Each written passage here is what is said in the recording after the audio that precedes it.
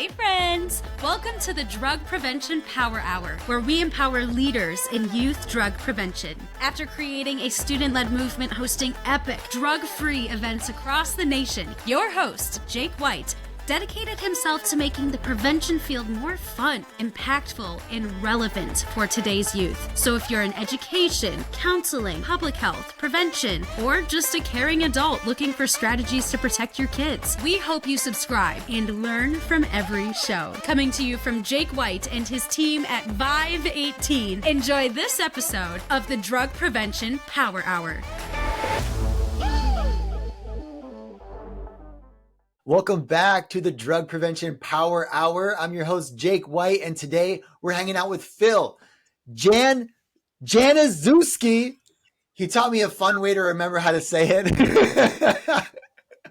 And I'm going to give a little intro for you, and then we're going to kick off our conversation because Phil is an incredible human being working with public health, working with educators all across the nation to avoid burnout and to make sure that we bring our best selves to the workplace. So check this out. This is Phil Januszewski. He's a tattoo covered, Netflix baking show flopping, high energy, chemistry physics teaching, keynote speaker that is on a mission to create and spread happiness through education, motivation, and entertainment.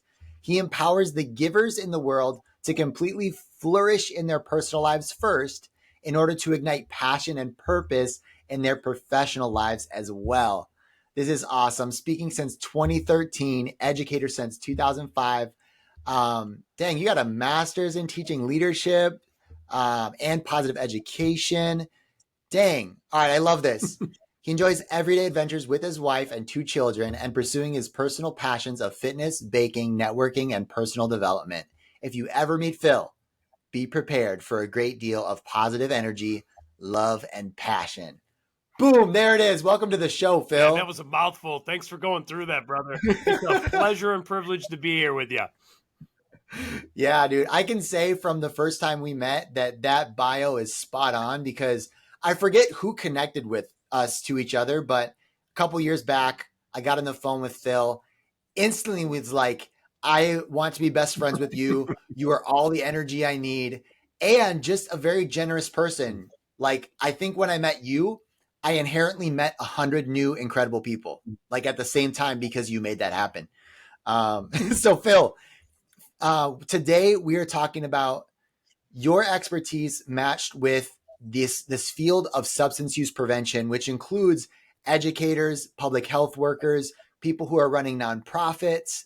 And so if I could just start us off with Phil, kind of tell us a little bit about you and what you offer and how you help professionals like us. Yeah, thanks so much, Jake. Listen, the world of public health and education is a world of complete giving, and it is a worthy cause. It is an important mission. It is one that we cannot give up on. But I think you and I both know we meet amazing people every day through our jobs.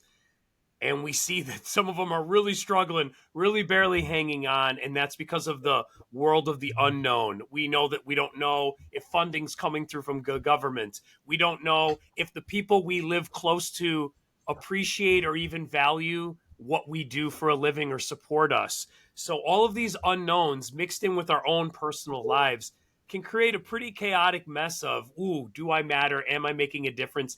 Is this worth doing, even though there's so much uphill battles? And I feel that's where I come in. So as an educator, chem and physics since 2005, I've been speaking to not only youth, but interacting in the education world. Also in 2013, I became a youth speaker with my best friend, Matt.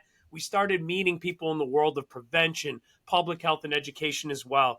And it's the same thing. So many great humans, but man, they need a lot of love because the odds are stacked against them. And over the years, I started thinking about what is it about me that comes showing up with energy, this zest for life, this impact I can have on a room and others. And that even though there's things that are constantly thrown my way that are challenges, how do I continue to persist and be resilient and do a job that I feel like I'm proud of, that I'm in control of, and that I can keep doing? It was that when I started digging into myself and I started looking into positive psychology that I realized that I just happen to be lucky in the way I live my life, but there are solid things based on science and research and the things that I've done and lived myself that have allowed me to continue to be passionate, purposeful, and show up happy and positive, even though the world is a little rocky always, and especially right now. I started saying I need to try to help as many adults as possible. And here we are. Our paths have crossed back and forth throughout history in the last 10 years or so, brother. And now I'm here and I'm hoping and excited to lift up some great givers in the world. Yeah. And you know what? I see your platform and where you are in front of a lot of educators. And I just want to say like kudos, and I'm glad to know you, because there's something that happens when you're developing content, you're developing motivation and inspiration and doing research to help people that are honestly, most people do it to help the person they once were. Mm. You're doing it to help the person that you are right now and once were. So like you're the most current resource for people in the education space because you are doing curriculum just like they are. You're having students, same challenges that they are every single day, same schedule. So you get it. Mm-hmm. And I think that's so cool and it's so rare. Yeah. So from your perspective right now, let's talk education because that's what you're immersed in. Mm-hmm. Can you kind of rapid fire, what are the stressors of being an educator or working with youth in public health or things like that you think are leading to things like burnout and high turnover rate? Yeah, I think that everyone shows up to work, especially in education and public health, with a mission in mind that we're here to help youth or the greater good. But every day when you show up to a bunch of different humans that are going through a lot of different experiences. So I think teachers find that classroom management can be often very difficult. I think that teachers and educators often find that working with parents is very tricky because many parents are barely hanging on and struggling as well. I think that when you show up to work and you're an educator, you're kind of caught in the middle. There's parents on one side, there's administrators on the other. There's also above my awesome leaders, a school board that's telling others exactly what they want. So there can be a lot of conflicts of interest accidentally at times and a lot of miscommunication. So when you wrap all that up and you put 30 humans into a classroom and you're trying to teach them the curriculum that they often don't want to hear right now, and mix in all those other personal things going on. And I didn't even talk about what maybe an educator is going through personally. It all of a sudden becomes a recipe, a huge blender of emotions. And it takes resilience, a certain mindset and perspective to continuously push through that without slowly, I like to say death by paper cuts. It's like slowly, if you let it get you, all these little challenges, if you aren't set up for success, can really take a toll on you. Most quickly, I think, is you can become cynical and jaded with the system. And then that's hard to show up to work when you don't fully believe in it anymore. And then lastly, and just as bad, is when you become burned out and slowly start to quit without really quitting, like just saying, this is out of my control. I'm going to do the bare minimum. And I think we all know our future, our children, our communities need more than that. So what can we do to help those important adults, those givers in our lives, keep showing up and doing the amazing work that we need them to do and that they really want to do? Yeah. And that was kind of best case scenario you pointed as like, if I'm an educator with the best intentionalities, I've gone there, but these are all the pieces that could go wrong. And it shows the teamwork that's required when you're in an organization. That's like, if one puzzle piece is out of alignment, Right. It makes it harder for everybody else. And it makes me really grateful for when you see these school districts with administrators who are all about taking care of their teachers, and their teachers who are all about taking care of their students, and their students are all about taking care of their peers. And it's infectious and it's good. But then you have one little cog that's out of place that honestly is just like one little thing that's out of place where one person says, well, I'm not really here for that. I'm here for me or for something else. Or maybe they're just in the wrong profession, right? Like it's not their skill set. And it's harder for everyone else to compensate because they're like, well, I relied on you for this and now I don't have what I need. And I think specifically for for nonprofits and educators.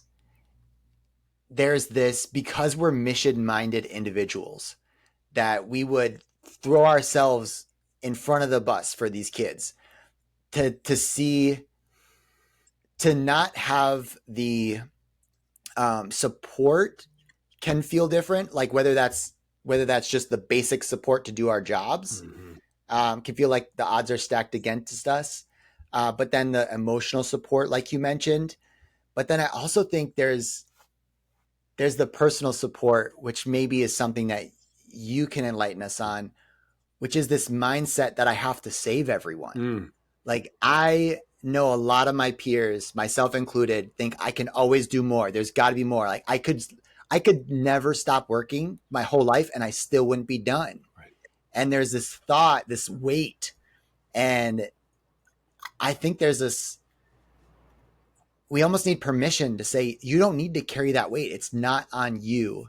Like, you're supposed to do this. And as long as you do this, that's okay. I don't know how to say that eloquently, but I know what you're saying. There's this narrative of being a martyr. Like, this is a just cause, and that if you have to die on the field for it, that's what you're expected to do. Now, I do deep down in my heart believe that no one is saying that, but that doesn't mean that teachers, public health workers start feeling that way, that it's up to me and solely me.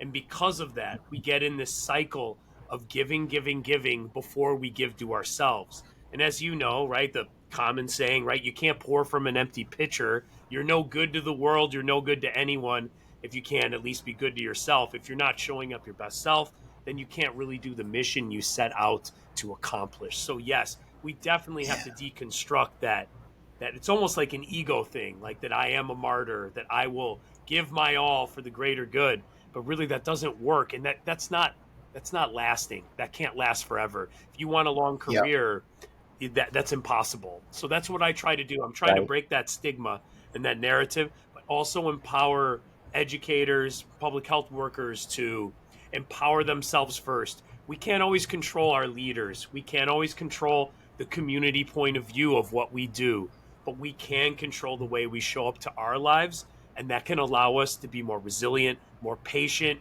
more understanding of people's perspectives. Even if we don't agree with it, we can at least hear them, take it and flush it.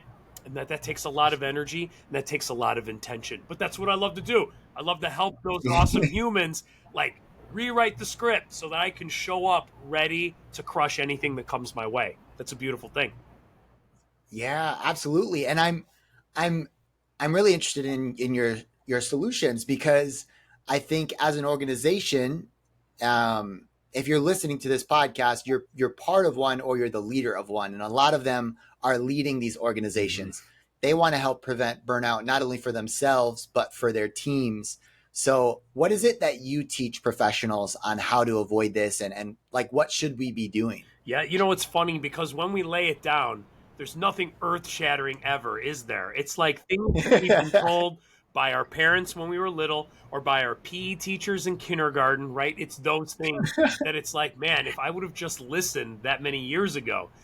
But my three things that I feel like allow people to elevate their game as far as being more excited about their own lives so that they can give even more to their professional lives is, number one, lean into your ers. So figure out the ers in your life that you are, that light you up. So I like to say that I'm a father, I'm a teacher, I'm a thinker, I'm a creator, I'm a networker, I'm a lifter, I'm a music listener, I'm a cooker, I'm a baker. I have tons of ers, Jake. Now, when I'm thinking about all those ers in my life and the ones that elevate me and energize me, the next easiest step that isn't always easy to do, but to think about, is how do I build those ers into my everyday schedule? Not just hope that I lift weights today, not just hope that I listen to some good music today, not just hope that I spend a little time with my kids after dinner today, but I'm intentionally scheduling in what I like to call the good stuff,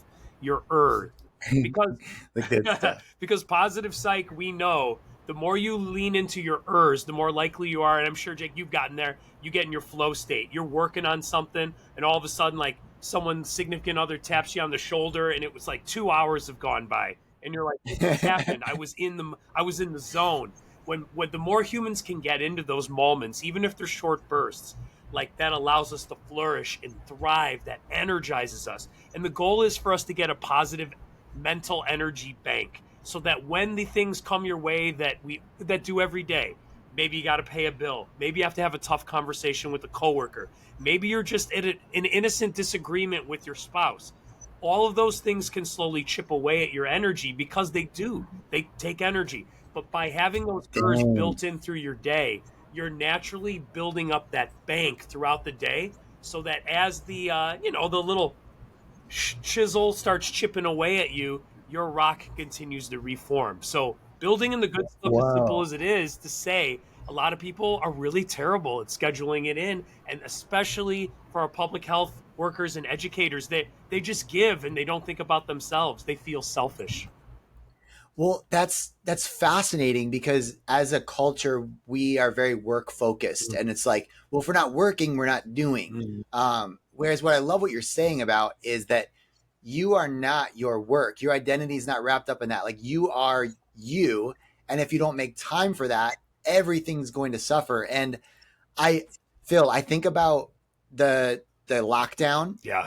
during the like COVID-19 stuff, hmm and that was a tragic time, Right. but personally it was freeing because I actually made time for me. Yes. And the mornings was like get up early and do those things. Like I was a disc golfer, right? Yeah. I was obsessed with it. And I've noticed that about my wife and I is we get really obsessed with a hobby at a time, and we just go ham at it, and we love it, and we do everything with it, and then we move on to another hmm one. And so like that was part of my thing. And what I noticed is during the day, everything else went better. Um, hmm like because we had started with that. And almost like you said, like, all right, my cup was filled or my pitcher was filled. Now I can pour out, and you're starting the day in such an incredible way. Yes. It reminds me of that Miracle Morning book. I think Yep. that's where it got the idea was like, I just read the back of it. It was like, oh yeah, why would I not start my day with something cool? Yes. Totally. And I think too, like, I think people don't give enough credit for like having outside hobbies outside of work. Like I teach chemistry, but I DJ'd weddings for 10 years. I teach chemistry and physics, but I motivational speak across the country to all school assemblies with my best friend. I mean, how great is that? Or I get to pour into educators and public health workers at like state conferences. How amazing is that? And when I leave my job and I come back and I'm filled up in a different way, I'm more creative. I got more energy and zest for my students. I mean, they notice when I'm revved up and jacked up and filled up. And it's because I'm taking a break from something that I do every day slightly.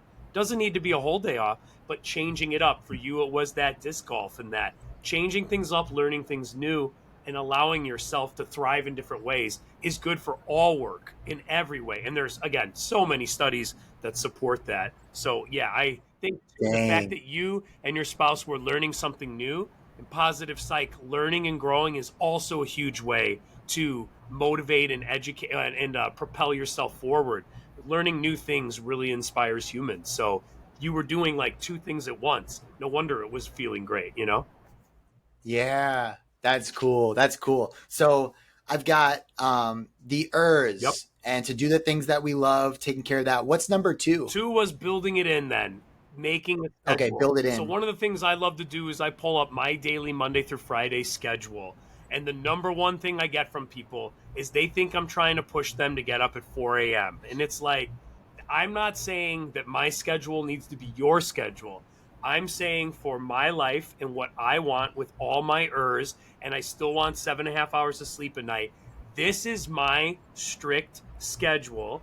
And even though the schedule never ever works perfectly every single day, majority of it works, and so many of those ers got hit on. I was listening to one of my new favorite bands' brand new album on the way home today from work. I mean, I was slamming the steering wheel. It felt great. I picked up my daughter. I had a conversation with her. I made dinner, helped her with homework. I mean, I'm talking about all these little things. It's like ding, ding, ding, ding, ding, ding. The little gold coin on Mario going above my head. Like, I'm just cashing in on all these ers that I built in, And that allowed me to be super excited throughout the day, even when things were a drag. I mean, I had to do things at work today that I didn't feel like doing, like grading papers or taking attendance or having a difficult conversation. But again, building in this good stuff through a schedule, through intention, makes a huge deal. So I always recommend people to start maybe like you did with a morning routine, or maybe just 30 minutes after work. Create a space for 30 minutes every day or 15 for just you. Read a book, whatever it is, but build a little bit in and protect that time, and you start to see how valuable it can be. Dang, I'm going to add something in there, Phil, because I just learned, I had this experience where I'm writing a book with a friend of mine, and it's one of those things where I have said that I don't like writing. And he mentioned this on the trip. We weren't even talking about it, but oh yeah, I don't like cooking. I don't like exercising unless there's a ball in front of me. Like all these things that I've told myself. But I have examples in my life of other people that have adopted a different mindset. They've chosen to like other things or found an aspect of doing that where they would enjoy it. So for example, like I have a friend who meal plans one day a week, they can get it all done. And that's the time when they also get to watch their favorite show. Or goes to the gym. And by the time they do that, they get to read their favorite book. And so I see you doing like some stacking hands. Is that like a habit stacking? Is that what that is? Yeah, or? you're stacking habits. I mean, you're like enjoying winning and bearing the fruits of your labor. Like, what an awesome thing to do, you know? Like, good kudos to them. Right. And I think what I would love to put on anybody who's listening to this, because it was so helpful for me, is Phil, if I hear the stuff that you like to do and it's not my favorite stuff, or like you had said, I still want, 8 hours of sleep a night or how much you want, is it can feel like, well, I don't like that many things, or I don't have things that I like. But maybe the question should be, what do you want to enjoy? And how can you enjoy it so that you can fit everything in? Because if you just take it all for, well, this is what I like to do, but this is all the stuff I have to do, sometimes you got to stack them. You've got to combine them, or you might not have time. You got to get creative. So if anybody's listening to this, full permission to ask yourself, what do you want to like that you don't right now? How can you get yourself to like it? Or how can you change your mindset to pick something? Yeah. Because I don't want to gloss over that we can put it in the schedule. So you kind of build your list of your ers. You define the things that fill you up. You put them into your daily schedule, so they're on the calendar. Anything else that we should be doing? Yeah, so that's like my routine. And now, as you know, when you follow schedule, it becomes a habit.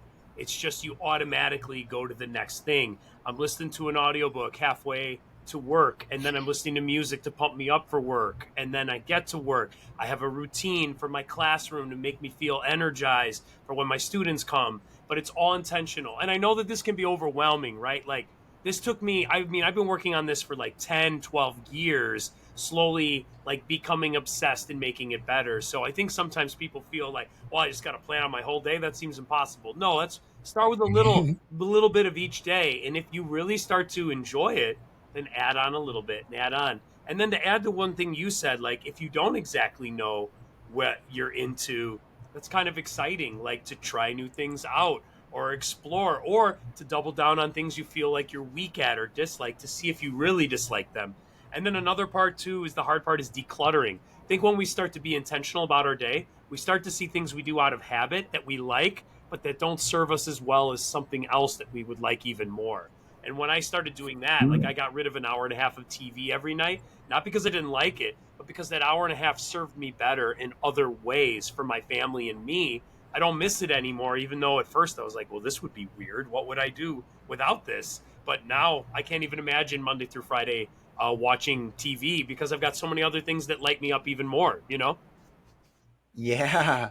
There's a saying I just learned from my friend. He's an economist, and the phrase was, there are no solutions, there are only trade-offs. And it's how economists think. And I'm like, oh, that's so weird. But then he explained it like, as an economy, like your money goes somewhere. It has to go somewhere. So if you don't spend it here, you have it now to spend and invest somewhere else. And so it's always trading hands. Yeah. And that's a cool trade that you had, because you're like, I like TV. I relate to that. I love relaxing over TV, but are there other ways to relax and enjoy something, or to be entertained and Mhm. also get something else? Absolutely. Let's explore it.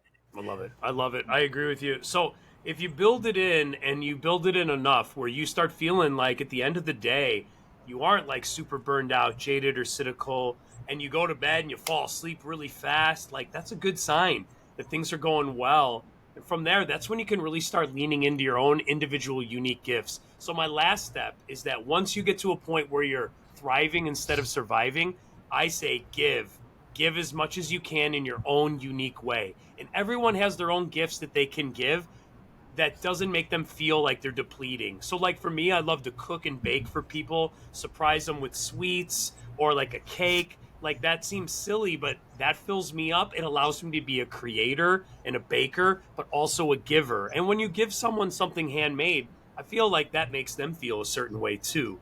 But once we're out of this cycle of just surviving, but thriving, the more we give, and I know you serve others, Jake, like you're a servant leader. You know how that is after you go through a killer good assembly. Everyone's high on energy. They're feeling good. They're making good choices. Like, don't tell me how much you gave. You gave all you had to that group and they feel good. But don't tell me that doesn't make you feel good that they felt good. I mean, it's reciprocal and it's not selfish. It's human nature. When we give, both parties win because we both feel good.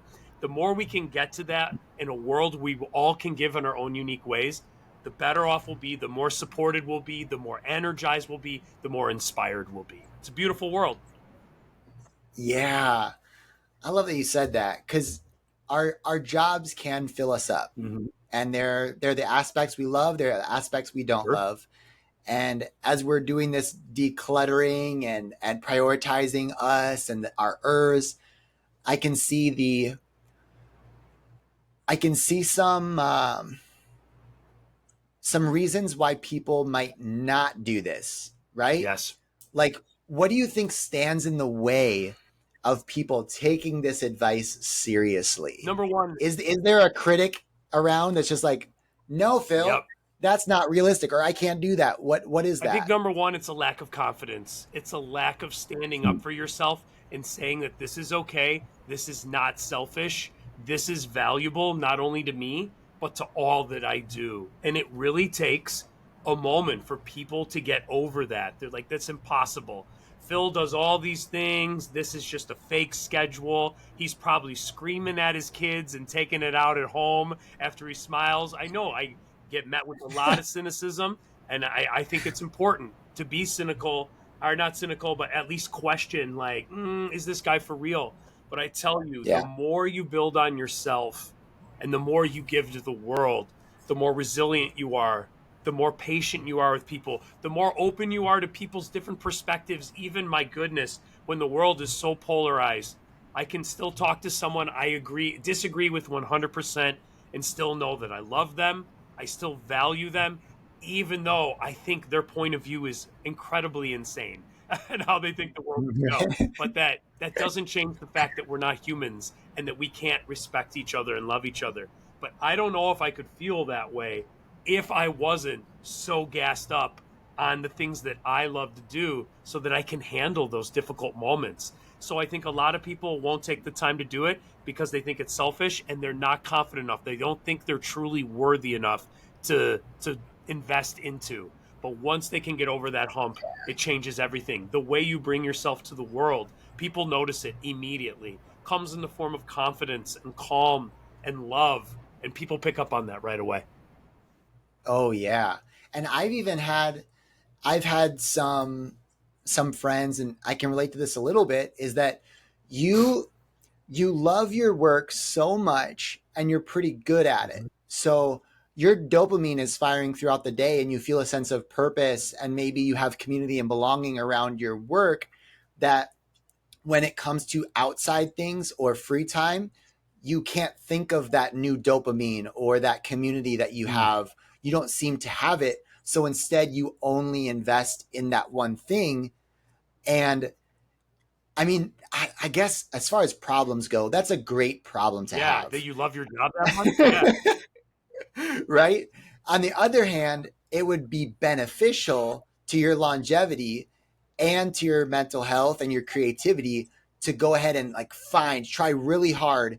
And so, I mean, this year we rented an office space to have separation. And one of the benefits has been the forced separation to explore new hobbies and habits and thinking to ourselves, oh, we haven't connected with our friends in a while because we travel so much. Like, let's try to invite someone over for dinner or for games tonight. Or even if it's a different kind of serving, because we love serving at our church and our youth ministry. And some people look at it and say, oh, well, that's what you do. Why are you doing more of that? It's work. It's so different, right? We're not leading. Like, we can be a part of it and we can enjoy it. And there's a new community around it. And we're learning just as much as the students are.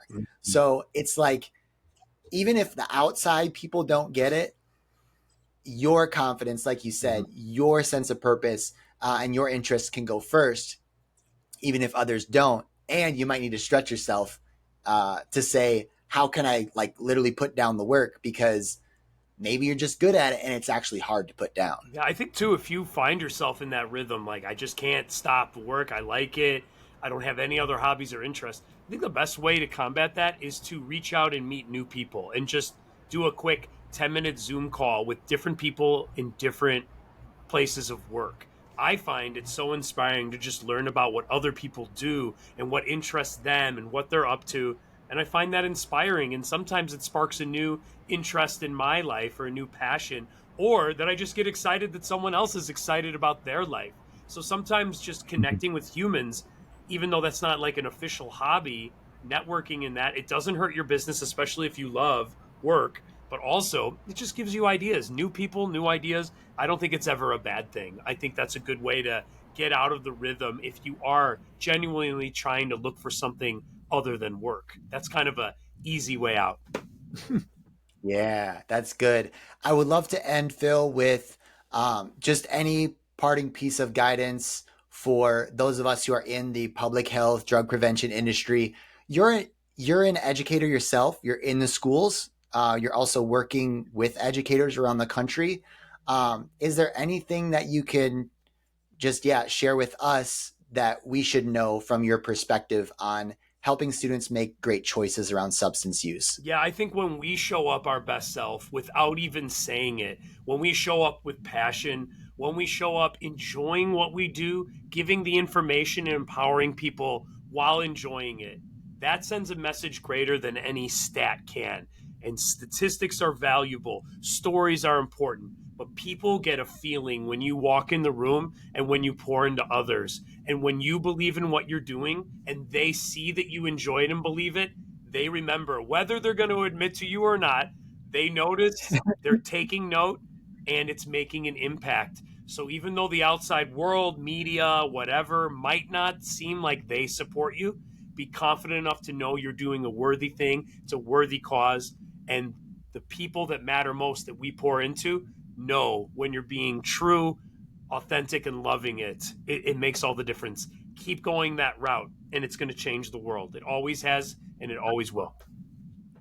Yes. And you have that thing that lights you up. If you're listening to this podcast, like, you have that thing that you love about your job and you want to do more of. You have the thing that you're petrified of. Phil, most people, it's public speaking, right? How that's crazy to us, but we love it. So with that said, if you need someone like Phil to energize your educators or people doing this life-giving work, he's your guy, because as you can see, he brings the energy. You don't have to be the great at it. If you need someone for substance use prevention in your schools, that's what Vibe 18 is for. When we walk in the room, the students see the energy, the passion, the commitment, and they have fun with it. So this is permission. That's totally a shameless plug. And it's permission to tag other people into your community to fill those places where you don't get energy from, because that's where they get theirs. And that's what these teams, where we started talking about this well-oiled, like system of educators and passionate leaders and how it works in levels. That's what the great organizations look like. So Phil, if people want to tag you in for anything or understand more about how you help organizations and professionals like them, where can they go? Yeah, just check out philjanuszewski.com. If you Google my name, good luck spelling it. I'm everywhere. There's my obnoxious face. So you'll find me, but it would be my honor to serve you in any way, or sincerely, if I'm not the right fit, I know a lot of great humans, just like the wonderful peeps at Vive 18. I'd be happy to direct you to people who truly love what they do in that area so that they can support you. That's what it's all about. Together we rise, brother. Yeah, amen. And you know what? I'm going to spell it for him because I want him to find you. So Phil, Januszewski.